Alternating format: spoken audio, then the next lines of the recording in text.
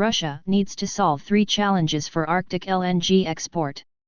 Russia appears to have started exporting sanctioned LNG from the Arctic LNG 2 plant, which was hit with severe sanctions just before its launch at the beginning of the year. Traders are closely watching as LNG carriers approach the plant and head west. What kind of ships are these, where are they going, and why will circumventing LNG sanctions be significantly harder than evading oil sanctions? Traders are keenly observing the second tanker, presumably part of Russia's shadow fleet, which has begun exporting LNG from the sanctioned Arctic LNG 2 plant. This new facility, which began operations earlier this year, was immediately subjected to stringent U.S. sanctions. As a result, LNG exports from the new plant have not yet occurred. However, it seems that the plant's owner, Novatek, has started testing ways to circumvent sanctions similar to the methods used for oil. Rumors had previously surfaced that someone on the global market was buying LNG carriers, likely on behalf of Russia, to create a shadow fleet. Data from tracking systems have now shown that two carriers from this shadow fleet have started exporting LNG from Arctic LNG 2. The first tanker, Pioneer, has already reached the Mediterranean Sea. This means either the tanker will risk passing through the Suez Canal. The question here is whether Americans will obstruct its passage, although formally the tanker and its owner are not under sanctions, so accepting payment for the Suez Canal passage is possible. Alternatively, the tanker might try to unload somewhere, such as in Turkey or North Africa.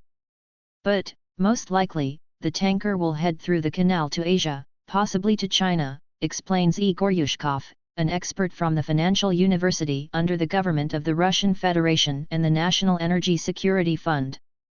The second tanker, Asia Energy, which was spotted at the Arctic LNG 2 plant over the weekend, is following the same route and is also heading west.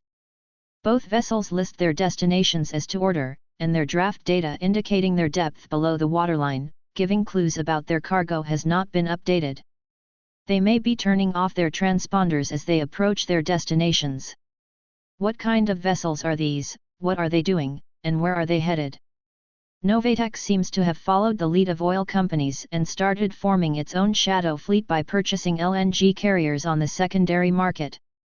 The Pioneer was built in 2005, and Asia Energy in 2002. These are not new ships, says Marcel Salikov, director of the Economic Expertise Center at the Institute of Social Sciences of the Higher School of Economics.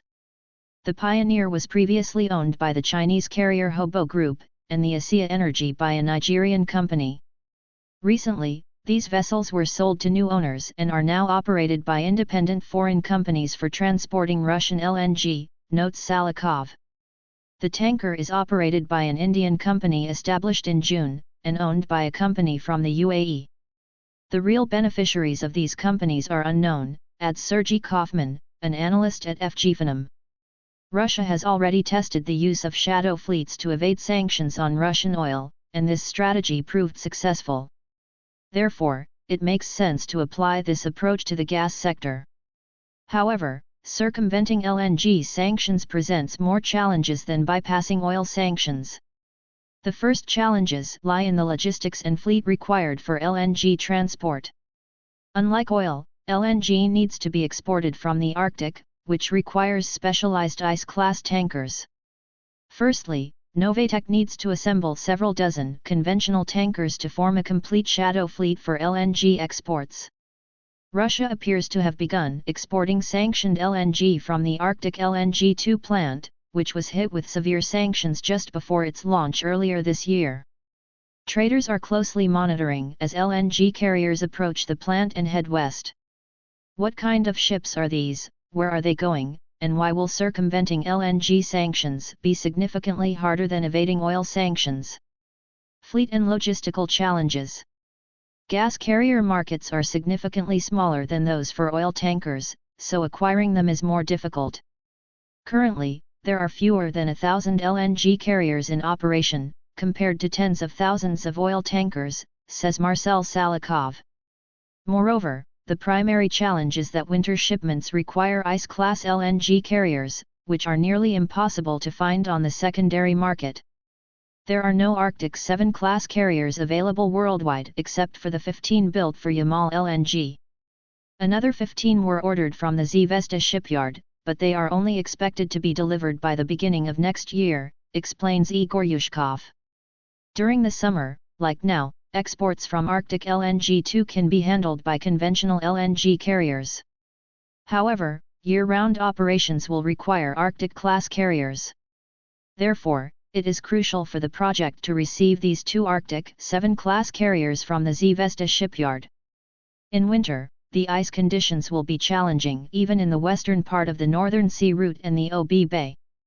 Therefore, Novatek is likely to start using a transshipment LNG hub in Murmansk, which is already prepared but also under sanctions. With these 2 Arctic 7 carriers from Zvezda, the gas will be transported to Murmansk, unloaded into storage, and then picked up by non-ice class carriers for further transport to Asian markets via the Suez Canal or around Africa. Ice-class carriers will operate purely as shuttle vessels, transporting LNG from the Gaidan Peninsula to Murmansk and back. Thus, fewer ice-class carriers are needed compared to conventional LNG carriers, which are still available on the market, Yushkov suggests. Finding buyers for sanctioned LNG. The second issue is finding buyers for the sanctioned LNG from the project. Sanctions on oil are less stringent than those on Arctic LNG-2. The US did not ban the purchase of Russian oil outright, it was the EU that chose not to buy. Globally, only the transport of Russian oil above $60 per barrel was prohibited. Moreover, violations of transport sanctions have less severe penalties, such as the inability to transport any oil for 2 months. In contrast, all interactions with Arctic LNG-2 are prohibited, including purchasing its products, notes the FNEB expert. Sergei Kaufman from FGFNM is optimistic. Based on the example of oil, Chinese and Indian buyers are partially willing to engage with sanctioned companies if discounts are offered. We expect a similar situation for LNG. Russian LNG may be sold at a discount. Technological challenges. Finally, the third challenge is technological. This was avoided only during the construction of the first phase of Arctic LNG-2, as all Baker Hughes turbines were delivered before sanctions took effect. For the second phase, turbines were already in short supply, leading to the decision to build a power plant.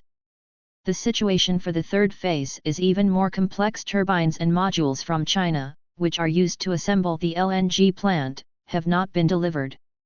Each subsequent phase has suffered more from sanctions.